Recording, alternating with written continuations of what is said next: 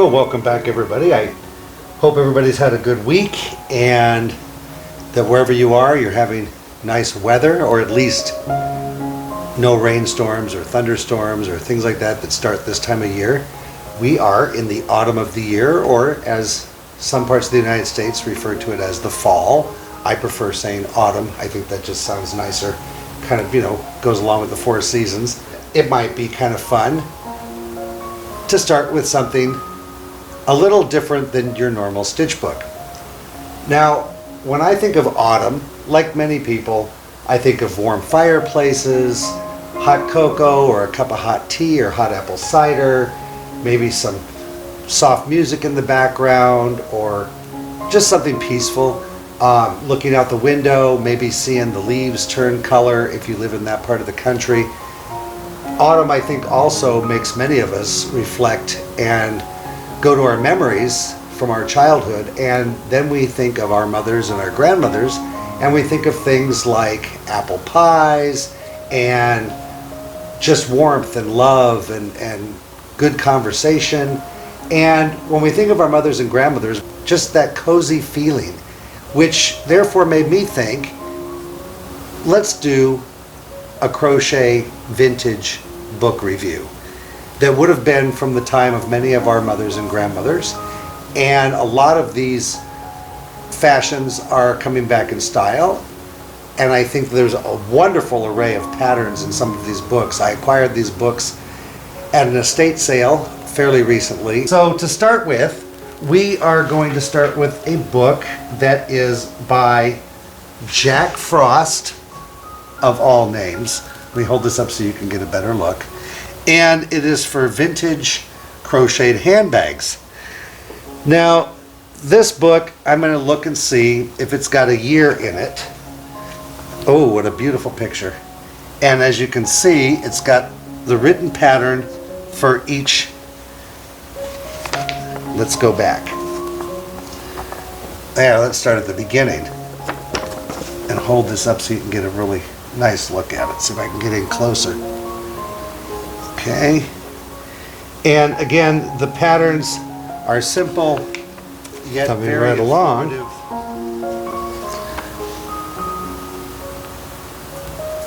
And this, I believe, is called the crochet bag.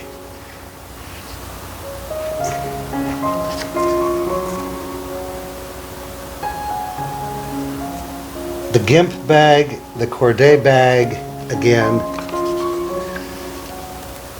Let's just go through and look at some of the pictures.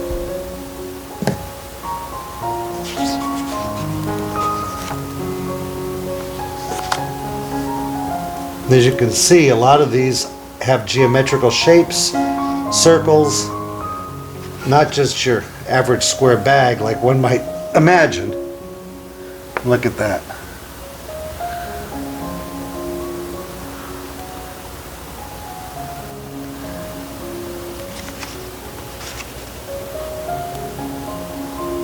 Wow, isn't that a gorgeous one?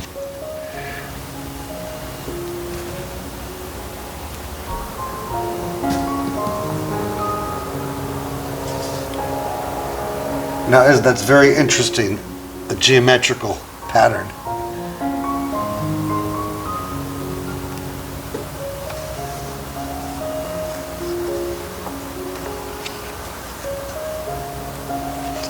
Well, and as you can see, Jack Frost had other instructional books, first choice of millions of knitters.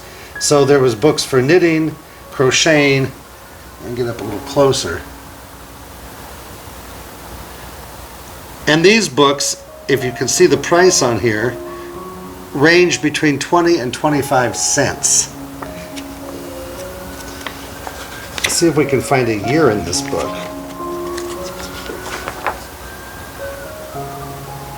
Copyright 1945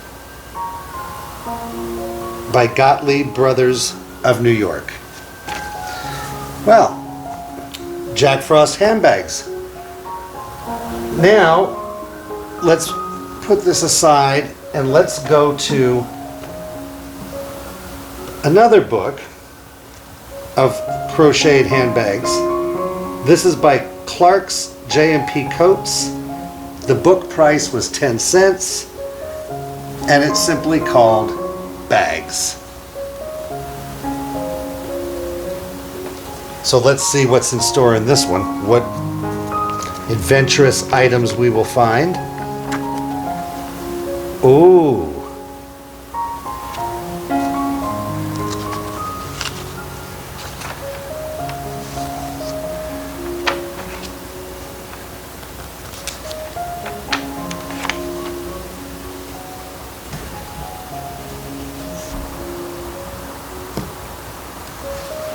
Well, these are just full of amazing projects. And again, it's by Coates and Clark.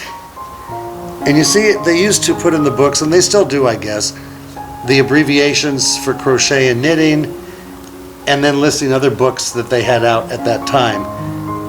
These are also out of New York, and let's see if there's a publishing date for this book. Copyright 1945, The Spool Cotton Company, printed in USA. Wow. Here's an interesting one. Bear brand knitted and crocheted bed jackets, slippers, and bed socks.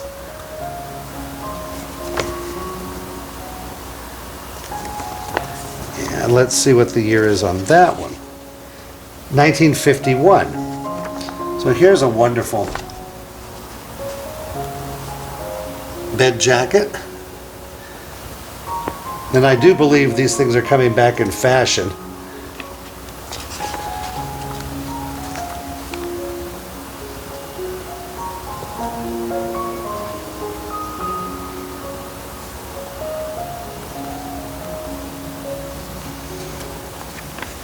Let's see. I'll get that out of there. Aren't those just beautiful? Look at that.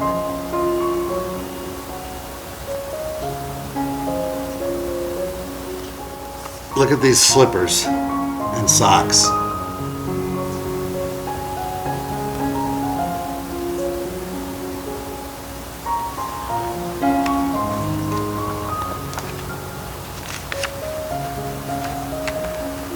It gives you great explanation on finishing the project, helpful tips. Another book that I thought was absolutely amazing and very interesting to look through. Many of you may remember your grandmothers having hand crocheted tablecloths. Now talk about a work of love. To crochet a tablecloth, I can only imagine, took not just hours, probably took months, maybe even a year. But these are very intricate patterns and designs. But what a wonderful, beautiful finished product. So this is New Table Topics. The book price was 10 cents. And this is copyright 1942, The Spool Cotton Company. And here's a saying, I'll read it to you. For today and tomorrow, time will tell the story of the fine lace cloth you make today. For time only emphasizes its intrinsic loveliness and mellows the inherent beauty of your craftsmanship. A really exquisite lace cloth provides the handsome setting for the many hospitable occasions of family life that will be recalled each time you spread its beauty on the table. It can be a lifelong companion too, for a lace cloth wears and wears, a heritage to hand down to your daughter. And although a lace cloth sounds like an ambitious undertaking, it is surprising how fast you can make the motifs. You'll find their freshness will endure if they are made with Clark's ONT or JMP Coates threads, names symbolic of the very highest in thread tradition. Now move this down so you can get a look at. That's beautiful. Summer snowflake.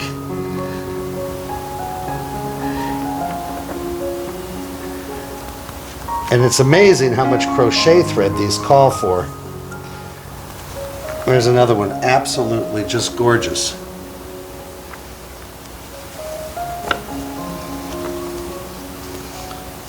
Polka dots. One of the ones that I found, let's see if I can find it again. Look at this. Settings for memorable luncheons. This is when ladies used to hold luncheons and gather round for an afternoon of conversation with no gentlemen. All a vestige of gracious living. I think there's something to be said about times gone by and all the wonderful things that existed that don't anymore. I think a lot of those traditions and things need to make their way back into our world and make it a more peaceful atmosphere. Oh, now there's another example of a chart to go with the pattern. Isn't that nice? Early American.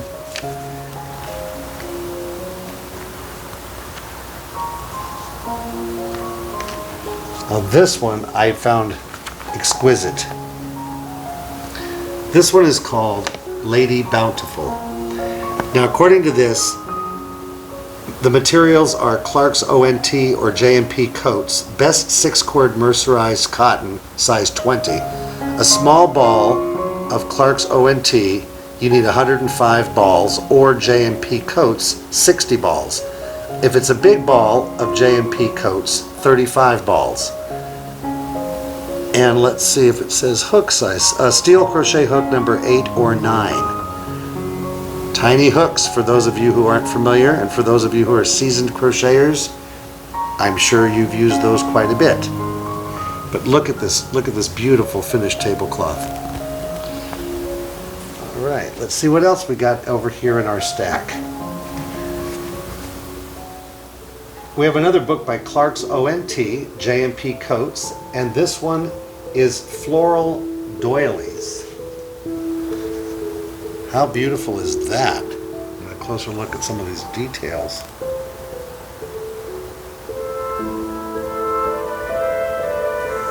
And this, see if we find a year in here. Copyright 1950. New decorator colors in size 20 crochet cotton. Once again, Clark's ONT is the first to introduce colors in crochet cotton to carry out the color scheme in your home, and in a size 20 thread that you will find fast working and hard wearing. Yes, this new Clark's ONT 3-cord crochet cotton in size 20 lives up to the high standard of all JMP Coats and Clark's ONT threads, the finest in the field. Look at that.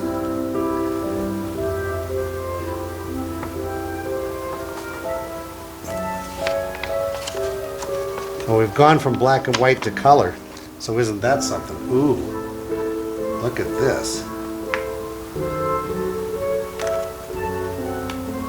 Called Flower Cartwheel.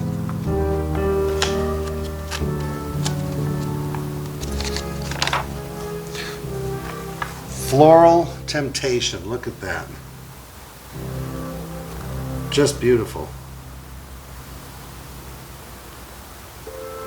And here we have Heavenly Blue, Daisy Web, and again, wonderful step-by-step instructions. Beautiful table runner, Viola Cornuta, and let's see, it calls for a size 20 thread. It tells you how many, hook size 9 and hook size 10.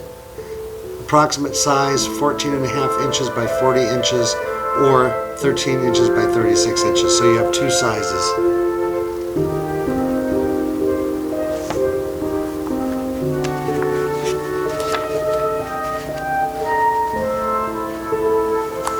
And again, just take a look at some of the patterns, how simple to read.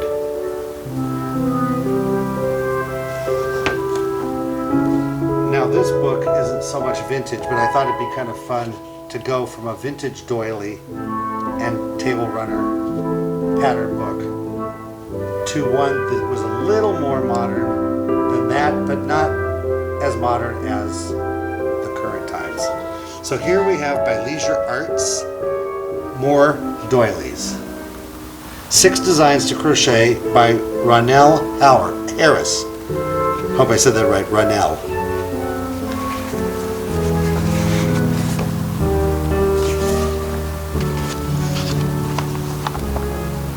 And again with crochet charts. Then it explains your basic stitches.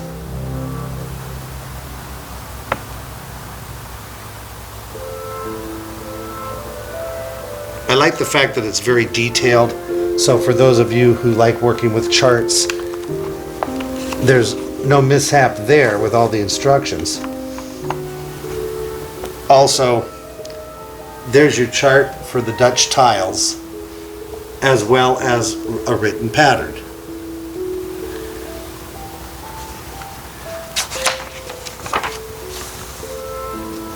I'll get my hand out of the way so you can see that a little better.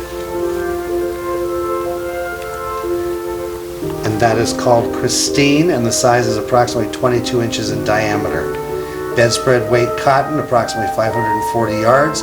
Steel crochet hook size 6 or 1.5 millimeter, or size needed for gauge. Gauge is 1 to 8 rounds equals 4 inches. And then you have a step-by-step written pattern.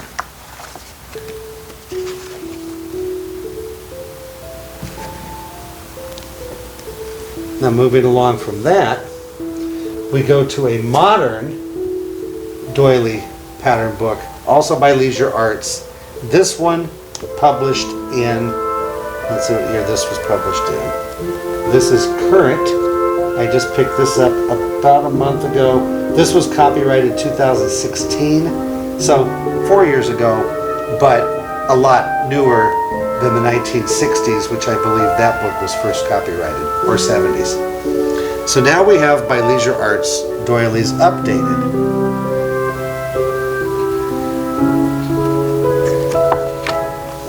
Creative choices in colors and weights of thread or yarn are helping doilies leap from old-fashioned status to ultra-modern home decor.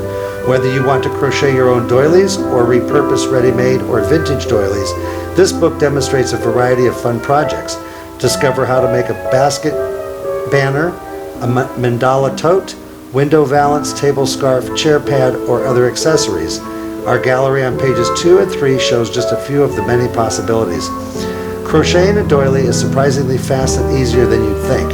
The 9 featured patterns offer a range of shapes and sizes to jumpstart your journey into awesome doily decor.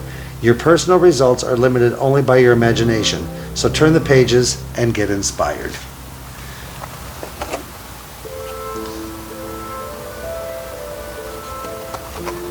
Looks intricate, but so easy. Oh wow, look at some of these projects here. Especially the edging for a basket.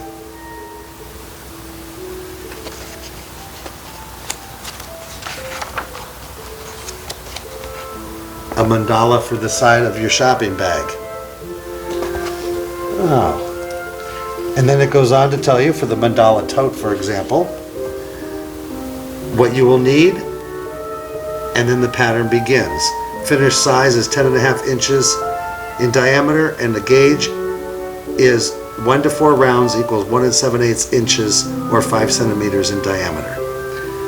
And it is marked as an easy pattern.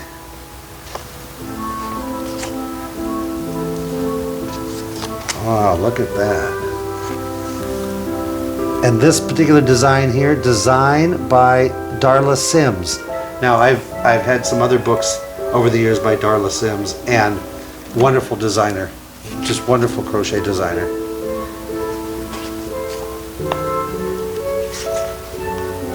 This also gives you, which I think is very nice and helpful, stitch guides. So for example, this tells you how to make a cluster stitch for you beginners out there, and we'll be doing things like that when we get into some stitch reviews for the beginners to go over some basic stitches.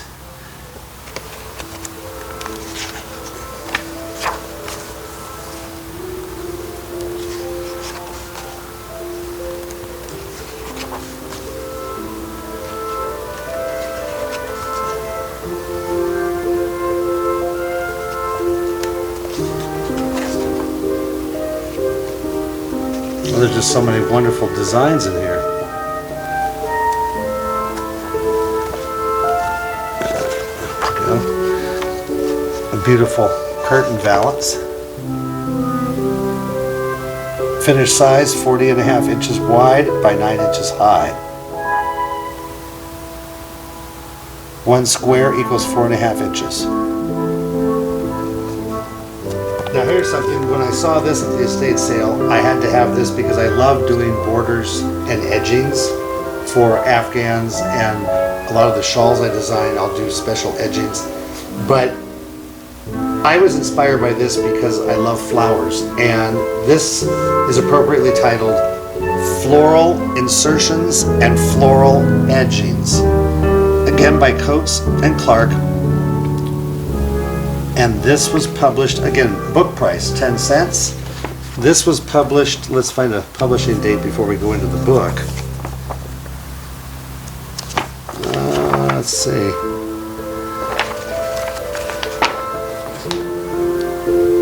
$1949. And again, they're showing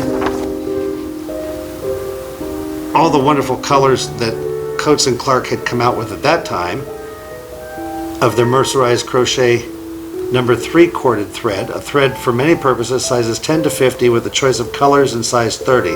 Best for bath towels, pillowcases, and bridge sets. Tatting crochet. Wow. So for example, look at these edgings for placemats. Just beautiful. Now, here's an example of some of the edgings, and I like the way they've put more than one on a page, so you can see various.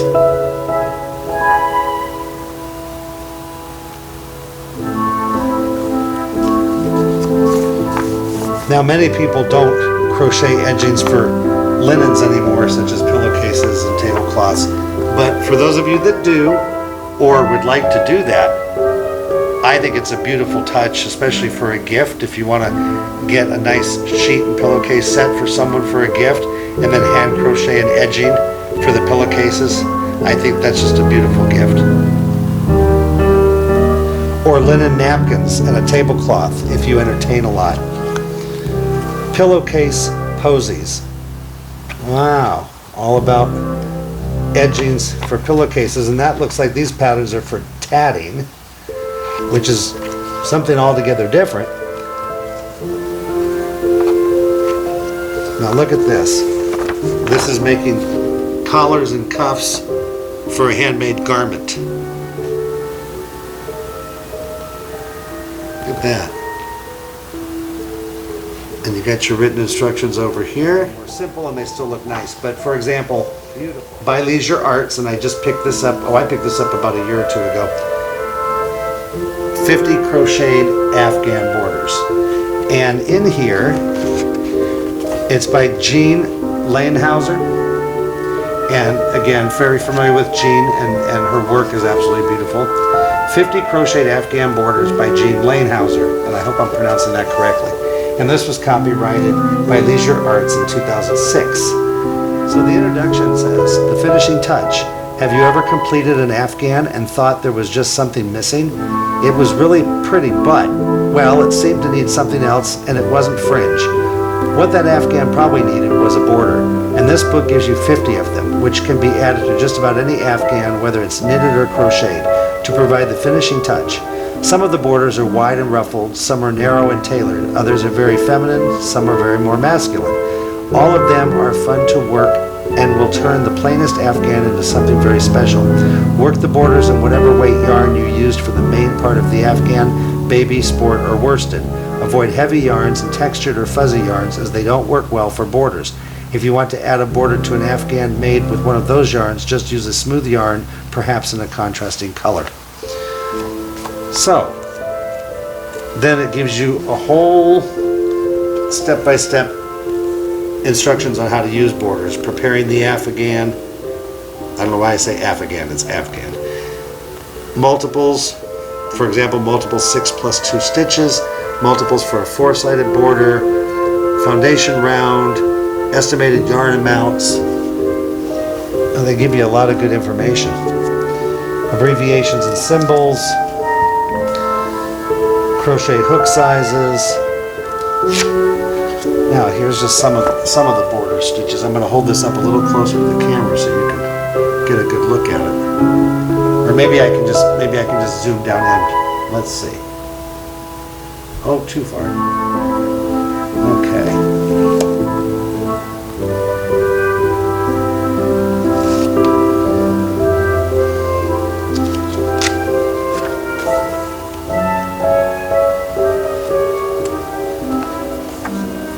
Sometimes the pages are hard to turn in these books. Now this one, for example, number 16, it's a multiple of 3 plus 2 stitches, and it's a single color of yarn. Then you look up at number 15 above it, it's a multiple of 2 plus stitches, 2 plus 1. Number 15 is a multiple 2 plus 1 stitch, 2 colors. And it is 8 rows to make the pattern.